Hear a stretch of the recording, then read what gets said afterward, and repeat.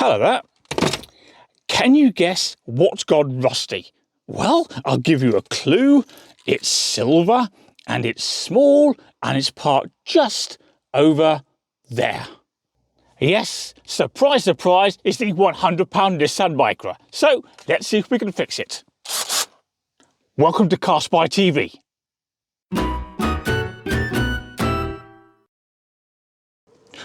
Right, we're working today at the back of the car, and as we can see, the plastic bumper skin has already been removed and is currently inside the car along with countless other bits and pieces. And that has, of course, exposed the strong metal crash barrier.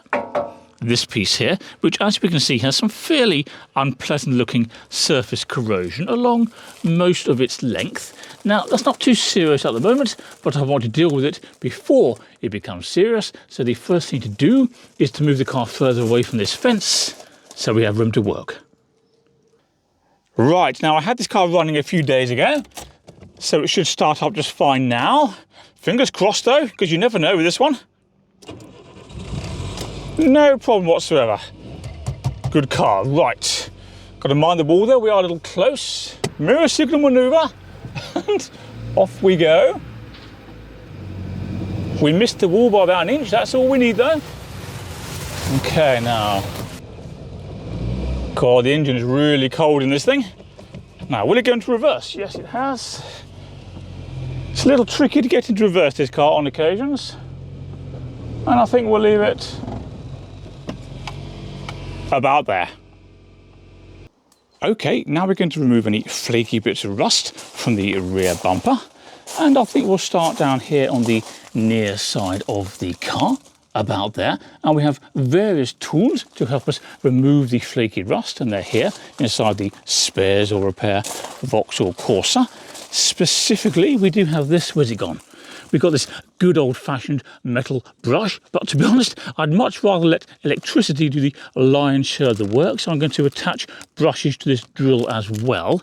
Now, we do have this little red one here, that nylon brush, and I used that quite successfully a little while ago to do a minor rust repair on the Nissan Micra K12, and it may be useful again today, but I do nonetheless get the feeling it's not going to be robust enough for this application. So I've been to the shop, which, as you know, is something I hate doing, and I have bought this metal one as well, just in case we need it, which I think we will. And when the flaky rust has been removed, I'm going to paint over the area with this Hammerite, which should keep the rust away for a good long time. And look at that, I'm bleeding already. Right then, let's have a go. I suppose I should put some safety goggles on. Okay.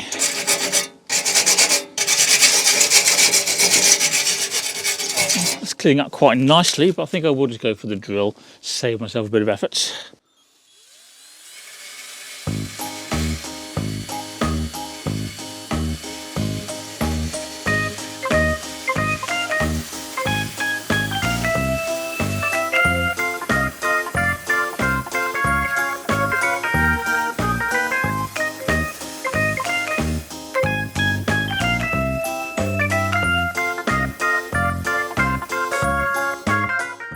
Well, I can't see anything because my glasses have steamed up, and I can't breathe because I'm wearing this mask, but nonetheless, we have made progress.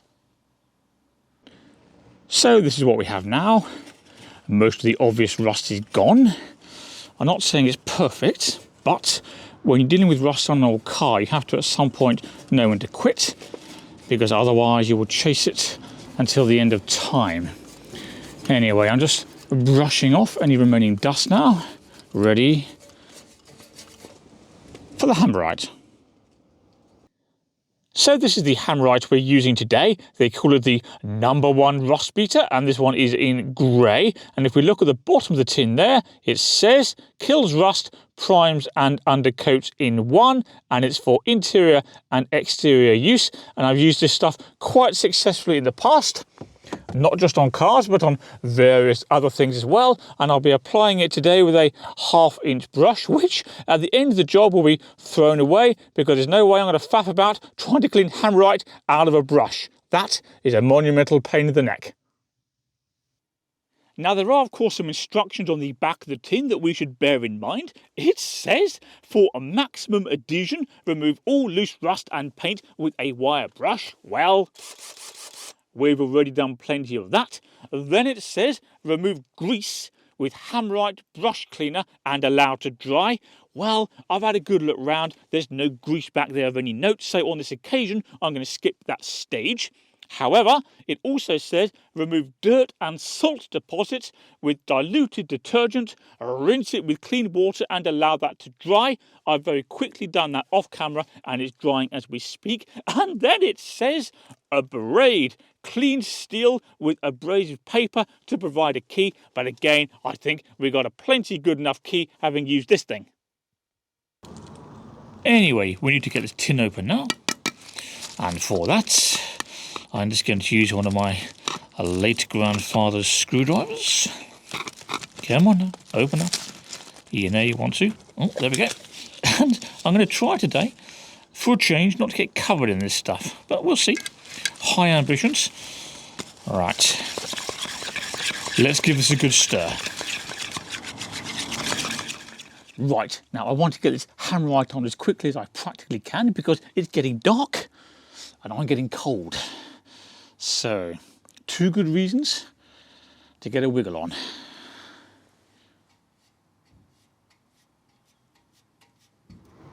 So there we go. That's what it looks like after 1 coat of Hammerite. Not too bad, eh? Certainly considerably nicer than when we started. Now this is going to need at least 6 hours to dry according to the instructions on the tin, but as it's cold today I'm going to give it considerably longer than that. When it is dry, I'll apply a 2nd coat and then in due course we can replace the bumper skin.